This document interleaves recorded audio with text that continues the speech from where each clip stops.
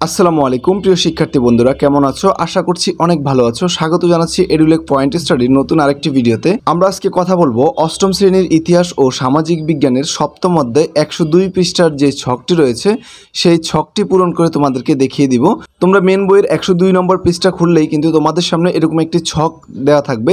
এই ছকটি তোমাদেরকে পূরণ করতে হবে, আর ছকের শিরোনাম হচ্ছে প্রেক্ষাপটের পরিবর্তন ও ব্যক্তির ভূমিকা। তাহলে চলো আমরা দেখি কিভাবে ছকটি পূরণ করা যায়। অষ্টম শ্রেণী ইতিহাস ও সামাজিক বিজ্ঞান সপ্তম অধ্যায় 102 পৃষ্ঠার ছক। অষ্টম শ্রেণী ইতিহাস ও সামাজিক বিজ্ঞান সপ্তম অধ্যায় 102 পৃষ্ঠার ছক। সময়ের সঙ্গে এলাকার সামাজিক ও রাজনৈতিক প্রেক্ষাপটের পরিবর্তন অনুসন্ধান। আমরা তো দেখি সময়ের সঙ্গে আমাদের এলাকার অনেক কিছু বদলে যায়। চলো এখন আমরা এরকমই একটা বিষয় অনুসন্ধান করি। আমরা আমাদের এলাকায় 20 বছরের বিভিন্ন ধরনের পরিবর্তন কেন হলো, এই সকল পরিবর্তন এবং এই সকল পরিবর্তনের সংশ্লিষ্ট ব্যক্তিবর্গ সম্পর্কে অনুসন্ধান করব। কাজটি করার জন্য আমরা এলাকাভিত্তিক 5-6 জনের দল তৈরি করে নিচে দেওয়া ছকের মতো করে একটি ছক তৈরি করে নিব।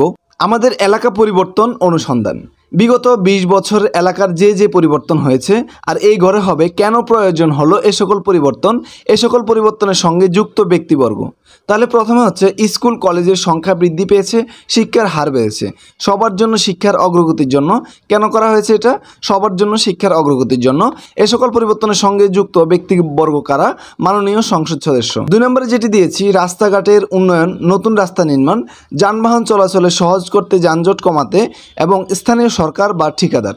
3 নম্বরে যেটা দিয়েছি হাসপাতাল প্রতিষ্ঠা হয়েছে। এটা কেন হয়েছে? চিকিৎসা সেবার উন্নয়নের জন্য। এটার সাথে সংযুক্ত ব্যক্তিবর্গ কারা?